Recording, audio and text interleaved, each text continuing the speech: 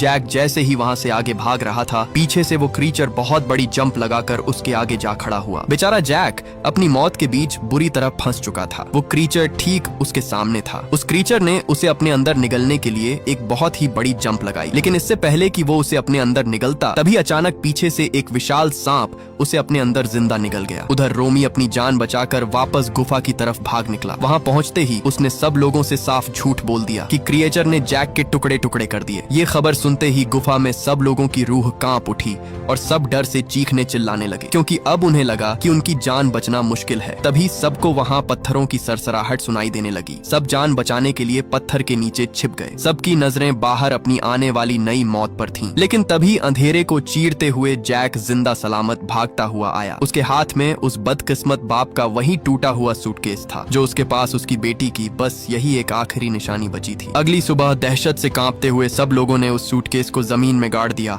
और उस आदमी की आखिरी निशानी दफना दी। इससे पहले कि वहाँ कोई और मुसीबत आती, वो सब जल्दी ही वहाँ से आगे उसी पहाड़ी की तरफ बढ़ने लगे। वो सब आगे बढ़ ही रहे थे, तभी अचानक एक आदमी का पैर फिसला और वो सीधा नीचे जा गिरा। इसी दौरान रोमी की नजर सामने उसी पहाड़ी पर पड़ी जहाँ से अभी भी धुआं निकल रहा था। मतलब वो अपनी मंजिल के बहुत करीब थे। इससे पहले कि वो वहाँ से निकलते, तभी जैक को नीचे दबी हुई कोई चीज दिखाई दी। जब उसने उस चीज को बाहर निकाला तो वो कोई और नहीं बल्कि एक बहुत ही विशाल सांप की ताजा उतरी हुई खाल थी। इसे देखकर सबके रोंगटे खड़े हो गए। इसका मतलब था कि वो सांप यहीं कहीं आसपास ही है। इसी दौरान सब परिंदे वहाँ से उड़ने लगे मानो कोई आफत आने वाली हो। इससे पहले वो कुछ समझ पाते, अचानक जमीन हिली और तभी चट्टान पर एक बहुत ही विशाल सांप आ खड़ा हुआ। उस सांप का साइज देखकर सबके पैरों तले जमीन ही खिसक गई। इससे पहले वो सब वहाँ से भाग पाते, अचानक उस सांप ने उन पर हमला कर दिया। लेकिन मौके पर सब जान बचाकर वहाँ एक चट्टान में जा छुपे। लेकिन वो सांप भी अपना पूरा जोर लगाकर उसे तोड़ने की कोशिश करता है। अब इससे पहले वो सांप उस चट्टान को तोड़ता मौका देखते ही सब वहाँ से आगे भागने लगते हैं। अपनी जान बचाने के लिए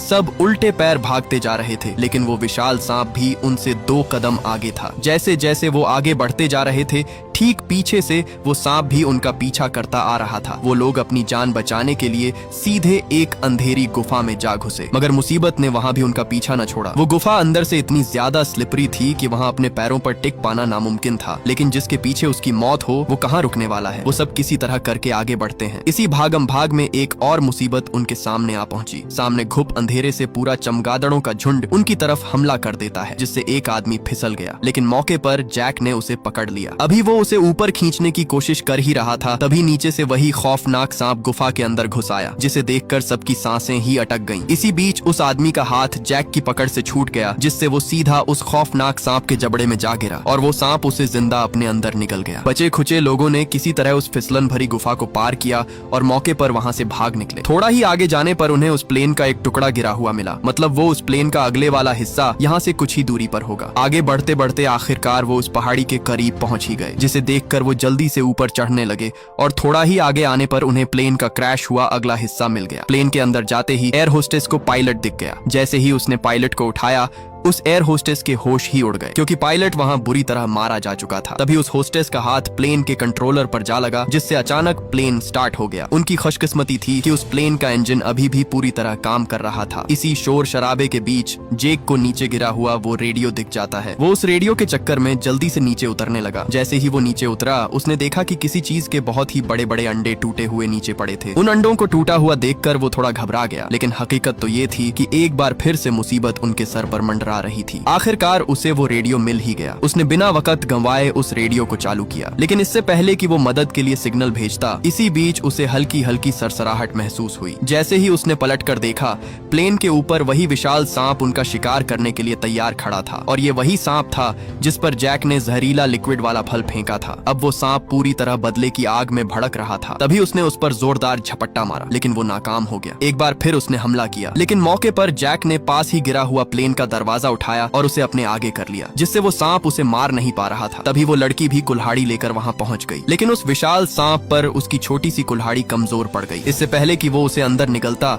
मौके पर जैक ने उसे अपने पास खींच लिया। अब वो दोनों उस सांप के जाल में फंस चुके थे, लेकिन असली मुसीबत अब आने वाली थी, क्योंकि अगले ही पल अंधेरे से रेंगते हुए 2 और खूनख्वार सांप बाहर निकल आए। अब उनके सामने एक नहीं बल्कि 3 खूंखार दरिंदे खड़े थे, जो उन्हें जिंदा निगलने के लिए तड़प रहे थे। अब उनकी मौत की उलटी गिनती शुरू हो चुकी थी। लेकिन तभी अचानक वही लड़का रोमी, उसने अपनी बुजदिली को पीछे छोड़ दिया और सीधा प्लेन के ऊपर आ कूदा। उसने ठान लिया था कि आज वो अपनी हर गलती का हिसाब बराबर करेगा। उसने अपनी जान की परवाह किए बिना उन राक्षसों का ध्यान अपनी तरफ खींच लिया। वो राक्षस भी धीरे धीरे उसकी तरफ बढ़ने लगे। उसने चिल्लाते हुए एयर होस्टेस को कहा कि इंजन पूरी रफ्तार में स्टार्ट करो। उस एयर होस्टेस ने जल्दी से इंजन को स्टार्ट तो कर दिया, लेकिन इंजन स्टार्ट होते होते समय लगना था। इसी बीच वो राक्षस प्लेन के अंदर आ घुसा और घुसते ही उसने एक औरत को कच्चा ही निकल लिया। अब वो सांप उस होस्टेस पर हमला करने ही वाला था। अचानक वही मोटा आदमी बीच में आ गया और वो सांप होस्टेस की जगह उसे अंदर निकल गया। ऊपर खड़ा रोमी जोर जोर से उन सांपों का ध्यान अपनी तरफ खींचने लगा, जिससे सब सांप उसकी तरफ बढ़ने लगे। इससे पहले कि वो उसे कच्चा निगलते, अचानक प्लेन का इंजन